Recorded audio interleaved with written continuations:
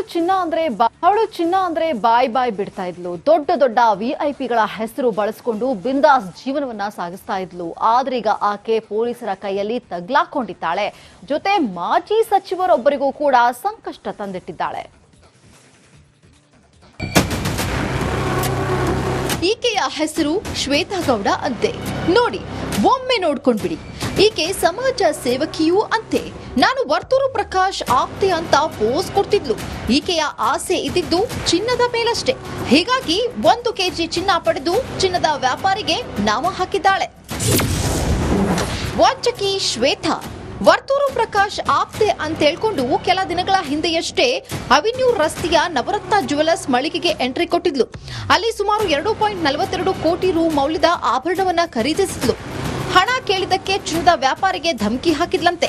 ಬಳಿಕ ನಗರದ ಡಾಲರ್ಸ್ ಕಾಲೋನಿಯಲ್ಲಿರೋ ಮಾಜಿ ಸಚಿವ ಹಾಗೂ ಕೋಲಾರ ಜಿಲ್ಲಾ ಬಿಜೆಪಿ ಮುಖಂಡ ವರ್ತೂರು ಪ್ರಕಾಶ್ ಮನೆ ಅಡ್ರೆಸ್ ಕೊಟ್ಟಿದ್ಲಂತೆ. ಆದ್ರೆ ಚಿನ್ನದ ಬಿಲ್ ಮಾತ್ರ ಸಿಗದಿದ್ದಾಗ ಅಂಗಡಿ ಮಾಲೀಕ ಕಮರ್ಷಿಯಲ್ ಸ್ಟ್ರೀಟ್ ಠಾಣೆಯಲ್ಲಿ ದೂರು ಕೊಟ್ಟರು. ಪೊಲೀಸರು ಹಿಂದೆ ಬೀಳ್ತಿದ್ದಂತೆ ಮೈಸೂರಿಗೆ ಎಸ್ಕೇಪ್ ಆಗಿದ್ಲು. ಆದ್ರೂ ಬೆಂಬಿದ್ದ ಪೊಲೀಸರು ಶ್ವೇತಾ ಕೈಗೆ ಕೋಳ ತೊಡಿಸಿದ್ದಾರೆ. ಅಲ್ಲದೆ ಶ್ವೇತಾ ಯಾರನ್ನೋದು ಅಸಲಿಗೆ ವರ್ತೂರು ಪ್ರಕಾಶ್ಗೆ ಗೊತ್ತೇ ಇಲ್ಲವಂತೆ. ಸೋಮವಾರ ಸ್ಟೇಷನ್ ಹೋಗಿ ಎಲ್ಲ ಮಾಹಿತಿಯನ್ನು ಕೊಡ್ತೆ. ನನಗೆ ಒಂದು 3-4 ತಿಂಗಳ ಮುಂಚೆ ನಮ್ಮ ಮನೆಯಲ್ಲಿ ಬಂದು ನಾನು ಈ ತರ ಸಮಾಜ ಸೇವಕಿ ಅಂತೇಳಿ ಪರಿಚಯ ಮಾಡ್ಕೊಂಡಿದ್ದವರು. ಆಮೇಲೆ ಅವ್ರು ಒಂದು 20-22 ಸತಿ ಬಂದ್ರು ನಮ್ಮ ಮನೆಗೆ. ಅಷ್ಟು ಬಿಟ್ರೆ ಆ ಒಡವೆ ವಿಷಯ ನನಗೆ ಗೊತ್ತೇ ಇಲ್ಲ. ನನಗೆ ನೆನ್ನೆನೆ ಗೊತ್ತಾಗಿತ್ತು ಅವ್ರು ಒಡವೆ ತಗೊಂಡಿರೋದು, ಅವ್ರು ನಮ್ಮ ಒಡವೆ ಅಂಗಡಿಗೆ ಮೋಸ ಮಾಡಿರೋದು. ಆ ಒಡವೆ ಅಂಗಡಿಯವರು ಇವರು ಕೊಟ್ಟಿರೋ ವಿಷಯ ನನ್ನ ಗಮನಕ್ಕೂ ತರಲಿಲ್ಲ. ಮಾಜಿ ಸಚಿವ ವರ್ತೂರು ಪ್ರಕಾಶ್ ಹೆಸರು ತಳುಕು ಹಾಕಿಕೊಂಡಿದ್ರಿಂದ ಪೊಲೀಸರು ವಿಚಾರಣೆಗೆ ಹಾಜರಾಗಲು ನೋಟಿಸ್ ನೀಡಿದ್ದಾರೆ. ಆದರೆ ಶ್ವೇತಾ ಮಾತ್ರ ಅದಿನ್ನು ಯಾರ ಹೆಸರನ್ನ ಹೇಳಿ ವಂಚಿಸುತ್ತಿದ್ದಾಳೋ ಎಂಬುದು ಇನ್ನಷ್ಟು ಜನ ಕಂಪ್ಲೇಂಟ್ ಕೊಟ್ರೆ ಬಂಡವಾಳ ಬಯಲಾಗಬಹುದು. Dhruvaraj, crime bureau, Republic Kannada. ಅವಳು ಚಿನ್ನ ಅಂದ್ರೆ ಬಾಯ್ ಬಾಯ್ ಬಿಡ್ತಾ ಇದ್ಲು. ದೊಡ್ಡ ದೊಡ್ಡ ವಿಐಪಿಗಳ ಹೆಸರು ಬಳಸಿಕೊಂಡು ಬಿಂದಾಸ್ ಜೀವನವನ್ನ ಸಾಗಿಸ್ತಾ ಇದ್ಲು. ಆದ್ರೀಗ ಆಕೆ ಪೊಲೀಸರ ಕೈಯಲ್ಲಿ ತಗ್ಲಾಕೊಂಡಿದ್ದಾಳೆ. ಜೊತೆ ಮಾಜಿ ಸಚಿವರೊಬ್ಬರಿಗೂ ಕೂಡ ಸಂಕಷ್ಟ ತಂದಿಟ್ಟಿದ್ದಾಳೆ. ಈಕೆಯ ಹೆಸರು ಶ್ವೇತಾ ಗೌಡ ಅಂತೆ. ನೋಡಿ, ಒಮ್ಮೆ ನೋಡ್ಕೊಂಡ್ಬಿಡಿ. ಈಕೆ ಸಮಾಜ ಸೇವಕಿಯೂ ಅಂತೆ. ನಾನು ವರ್ತೂರು ಪ್ರಕಾಶ್ ಆಪ್ತೆ ಅಂತ ಪೋಸ್ ಕೊಡ್ತಿದ್ಲು. ಈಕೆಯ ಆಸೆ ಇದ್ದಿದ್ದು ಚಿನ್ನದ ಮೇಲಷ್ಟೇ. ಹೀಗಾಗಿ 1 ಕೆಜಿ ಚಿನ್ನ ಪಡೆದು ಚಿನ್ನದ ವ್ಯಾಪಾರಿಗೆ ನಾಮ ಹಾಕಿದ್ದಾಳೆ. ವಾಚಕಿ ಶ್ವೇತಾ ವರ್ತೂರು ಪ್ರಕಾಶ್ ಆಪ್ತೆ ಅಂತ ಹೇಳ್ಕೊಂಡು ಕೆಲ ದಿನಗಳ ಹಿಂದೆಯಷ್ಟೇ ಅವೆನ್ಯೂ ರಸ್ತೆಯ ನವರತ್ನ ಜ್ಯುವೆಲರ್ಸ್ ಮಳಿಗೆಗೆ ಎಂಟ್ರಿ ಕೊಟ್ಟಿದ್ಲು. ಅಲ್ಲಿ ಸುಮಾರು 2.42 ಕೋಟಿ ರು ಮೌಲ್ಯದ ಆಭರಣವನ್ನ ಖರೀದಿಸಿದ್ಲು. ಹಣ ಕೇಳಿದಕ್ಕೆ ಚಿನ್ನದ ವ್ಯಾಪಾರಿಗೆ ಧಮಕಿ ಹಾಕಿದ್ಲಂತೆ. ಬಳಿಕ ನಗರದ ಡಾಲರ್ಸ್ ಕಾಲೋನಿಯಲ್ಲಿರೋ ಮಾಜಿ ಸಚಿವ ಹಾಗೂ ಕೋಲಾರ ಜಿಲ್ಲಾ ಬಿಜೆಪಿ ಮುಖಂಡ ವರ್ತೂರು ಪ್ರಕಾಶ್ ಮನೆ ಅಡ್ರೆಸ್ ಕೊಟ್ಟಿದ್ಲಂತೆ. ಆದ್ರೆ ಚಿನ್ನದ ಬಿಲ್ ಮಾತ್ರ ಸಿಗದಿದ್ದಾಗ ಅಂಗಡಿ ಮಾಲೀಕ ಕಮರ್ಷಿಯಲ್ ಸ್ಟ್ರೀಟ್ ಠಾಣೆಯಲ್ಲಿ ದೂರು ಕೊಟ್ಟರು. ಪೊಲೀಸರು ಹಿಂದೆ ಬೀಳ್ತಿದ್ದಂತೆ ಮೈಸೂರಿಗೆ ಎಸ್ಕೇಪ್ ಆಗಿದ್ಲು. ಆದ್ರೂ ಬೆಂಬಿದ್ದ ಪೊಲೀಸರು ಶ್ವೇತಾ ಕೈಗೆ ಕೋಳ ತೊಡಿಸಿದ್ದಾರೆ. ಅಲ್ಲದೆ ಶ್ವೇತಾ ಯಾರನ್ನೋದು ಅಸಲಿಗೆ ವರ್ತೂರು ಪ್ರಕಾಶ್ಗೆ ಗೊತ್ತೇ ಇಲ್ಲವಂತೆ. ಸೋಮವಾರ ಸ್ಟೇಷನ್ ಹೋಗಿ ಎಲ್ಲ ಮಾಹಿತಿಯನ್ನು ಕೊಡ್ತೆ. ನನಗೆ ಒಂದು 3-4 ತಿಂಗಳ ಮುಂಚೆ ನಮ್ಮ ಮನೆಯಲ್ಲಿ ಬಂದು ನಾನು ಈ ತರ ಸಮಾಜ ಸೇವಕಿ ಅಂತೇಳಿ ಪರಿಚಯ ಮಾಡ್ಕೊಂಡಿದ್ದವರು. ಆಮೇಲೆ ಅವ್ರು ಒಂದು 20-22 ಸತಿ ಬಂದ್ರು ನಮ್ಮ ಮನೆಗೆ. ಅಷ್ಟು ಬಿಟ್ರೆ ಆ ಒಡವೆ ವಿಷಯ ನನಗೆ ಗೊತ್ತೇ ಇಲ್ಲ. ನನಗೆ ನೆನ್ನೆನೆ ಗೊತ್ತಾಗಿತ್ತು ಅವ್ರು ಒಡವೆ ತಗೊಂಡಿರೋದು, ಅವ್ರು ನಮ್ಮ ಒಡವೆ ಅಂಗಡಿಗೆ ಮೋಸ ಮಾಡಿರೋದು. ಆ ಒಡವೆ ಅಂಗಡಿಯವರು ಇವರು ಕೊಟ್ಟಿರೋ ವಿಷಯ ನನ್ನ ಗಮನಕ್ಕೂ ತರಲಿಲ್ಲ. ಮಾಜಿ ಸಚಿವ ವರ್ತೂರು ಪ್ರಕಾಶ್ ಹೆಸರು ತಳುಕು ಹಾಕಿಕೊಂಡಿದ್ರಿಂದ ಪೊಲೀಸರು ವಿಚಾರಣೆಗೆ ಹಾಜರಾಗಲು ನೋಟಿಸ್ ನೀಡಿದ್ದಾರೆ. ಆದರೆ ಶ್ವೇತಾ ಮಾತ್ರ ಅದಿನ್ನು ಯಾರ ಹೆಸರನ್ನ ಹೇಳಿ ವಂಚಿಸುತ್ತಿದ್ದಾಳೋ ಎಂಬುದು ಇನ್ನಷ್ಟು ಜನ ಕಂಪ್ಲೇಂಟ್ ಕೊಟ್ರೆ ಬಂಡವಾಳ ಬಯಲಾಗಬಹುದು. Dhruvaraj, crime bureau, Republic Kannada. ಅವಳು ಚಿನ್ನ ಅಂದ್ರೆ ಬಾಯ್ ಬಾಯ್ ಬಿಡ್ತಾ ಇದ್ಲು. ದೊಡ್ಡ ದೊಡ್ಡ ವಿಐಪಿಗಳ ಹೆಸರು ಬಳಸಿಕೊಂಡು ಬಿಂದಾಸ್ ಜೀವನವನ್ನ ಸಾಗಿಸ್ತಾ ಇದ್ಲು. ಆದ್ರೀಗ ಆಕೆ ಪೊಲೀಸರ ಕೈಯಲ್ಲಿ ತಗ್ಲಾಕೊಂಡಿದ್ದಾಳೆ. ಜೊತೆ ಮಾಜಿ ಸಚಿವರೊಬ್ಬರಿಗೂ ಕೂಡ ಸಂಕಷ್ಟ ತಂದಿಟ್ಟಿದ್ದಾಳೆ. ಈಕೆಯ ಹೆಸರು ಶ್ವೇತಾ ಗೌಡ ಅಂತೆ. ನೋಡಿ, ಒಮ್ಮೆ ನೋಡ್ಕೊಂಡ್ಬಿಡಿ. ಈಕೆ ಸಮಾಜ ಸೇವಕಿಯೂ ಅಂತೆ. ನಾನು ವರ್ತೂರು ಪ್ರಕಾಶ್ ಆಪ್ತೆ ಅಂತ ಪೋಸ್ ಕೊಡ್ತಿದ್ಲು. ಈಕೆಯ ಆಸೆ ಇದ್ದಿದ್ದು ಚಿನ್ನದ ಮೇಲಷ್ಟೇ. ಹೀಗಾಗಿ 1 ಕೆಜಿ ಚಿನ್ನ ಪಡೆದು ಚಿನ್ನದ ವ್ಯಾಪಾರಿಗೆ ನಾಮ ಹಾಕಿದ್ದಾಳೆ.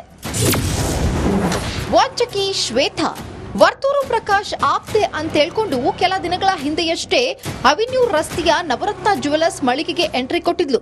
ಅಲ್ಲಿ ಸುಮಾರು 2.42 ಕೋಟಿ ರು ಮೌಲ್ಯದ ಆಭರಣವನ್ನ ಖರೀದಿಸಿದ್ಲು.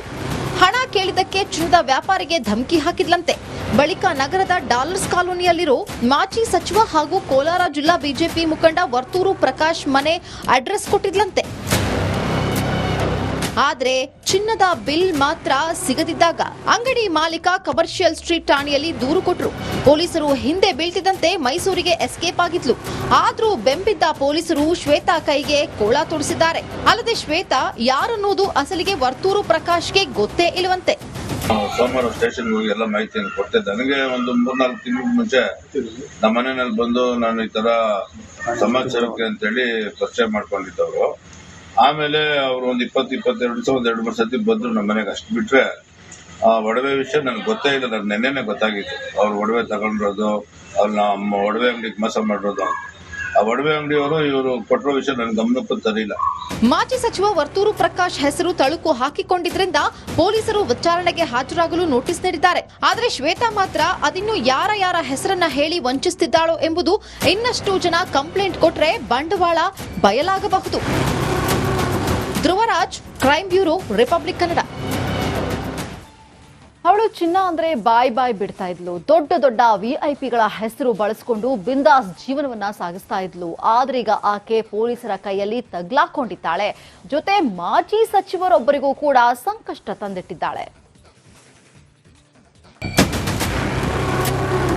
ಈಕೆಯ ಹೆಸರು ಶ್ವೇತಾ ಗೌಡ ಅಂತೆ. ನೋಡಿ, ಒಮ್ಮೆ ನೋಡ್ಕೊಂಡ್ಬಿಡಿ. ಈಕೆ ಸಮಾಜ ಸೇವಕಿಯೂ ಅಂತೆ.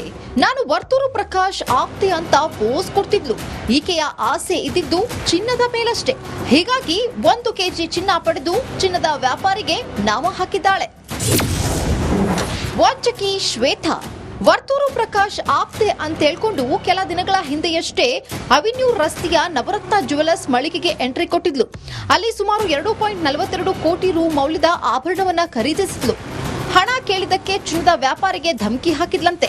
ಬಳಿಕ ನಗರದ ಡಾಲರ್ಸ್ ಕಾಲೋನಿಯಲ್ಲಿರೋ ಮಾಜಿ ಸಚಿವ ಹಾಗೂ ಕೋಲಾರ ಜಿಲ್ಲಾ ಬಿಜೆಪಿ ಮುಖಂಡ ವರ್ತೂರು ಪ್ರಕಾಶ್ ಮನೆ ಅಡ್ರೆಸ್ ಕೊಟ್ಟಿದ್ಲಂತೆ.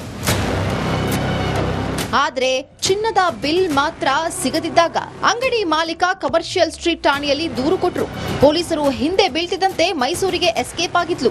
ಆದ್ರೂ ಬೆಂಬಿದ್ದ ಪೊಲೀಸರು ಶ್ವೇತಾ ಕೈಗೆ ಕೋಳ ತೊಡಿಸಿದ್ದಾರೆ. ಅಲ್ಲದೆ ಶ್ವೇತಾ ಯಾರನ್ನೋದು ಅಸಲಿಗೆ ವರ್ತೂರು ಪ್ರಕಾಶ್ಗೆ ಗೊತ್ತೇ ಇಲ್ಲವಂತೆ. ಸೋಮವಾರ ಸ್ಟೇಷನ್ ಹೋಗಿ ಎಲ್ಲ ಮಾಹಿತಿಯನ್ನು ಕೊಟ್ಟೆ. ನನಗೆ ಒಂದು 3-4 ತಿಂಗಳ ಮುಂಚೆ ನಮ್ಮ ಮನೆಯಲ್ಲಿ ಬಂದು ನಾನು ಈ ತರ ಸಮಾಚಾರಕ್ಕೆ ಅಂತೇಳಿ ಪರಿಚಯ ಮಾಡ್ಕೊಂಡಿದ್ದವರು. ಆಮೇಲೆ ಅವ್ರು ಒಂದು 20-22 ದಿವಸ 2-3 ಸತಿ ಬಂದ್ರು ನಮ್ಮ ಮನೆಗೆ. ಅಷ್ಟು ಬಿಟ್ರೆ ಆ ಒಡವೆ ವಿಷಯ ನನ್ಗೆ ಗೊತ್ತೇ ಇಲ್ಲ. ನನ್ಗೆ ನೆನ್ನೆನೆ ಗೊತ್ತಾಗಿತ್ತು ಅವ್ರು ಒಡವೆ ತಗೊಂಡಿರೋದು, ಅವ್ರು ನಮ್ಮ ಒಡವೆ ಅಂಗಡಿಗೆ ಮೋಸ ಮಾಡಿರೋದು. ಆ ಒಡವೆ ಅಂಗಡಿಯವರು ಇವರು ಕೊಟ್ಟಿರೋ ವಿಷಯ ನನ್ಗೆ ಗಮನಕ್ಕೂ ತರಿಲ್ಲ. ಮಾಜಿ ಸಚಿವ ವರ್ತೂರು ಪ್ರಕಾಶ್ ಹೆಸರು ತಳುಕು ಹಾಕಿಕೊಂಡಿದ್ರಿಂದ ಪೊಲೀಸರು ವಿಚಾರಣೆಗೆ ಹಾಜರಾಗಲು ನೋಟಿಸ್ ನೀಡಿದ್ದಾರೆ. ಆದರೆ ಶ್ವೇತಾ ಮಾತ್ರ ಅದಿನ್ನು ಯಾರ ಹೆಸರನ್ನ ಹೇಳಿ ವಂಚಿಸುತ್ತಿದ್ದಾಳೋ ಎಂಬುದು ಇನ್ನಷ್ಟು ಜನ ಕಂಪ್ಲೇಂಟ್ ಕೊಟ್ರೆ ಬಂಡವಾಳ ಬಯಲಾಗಬಹುದು. Dhruvaraj, crime bureau, Republic Kannada.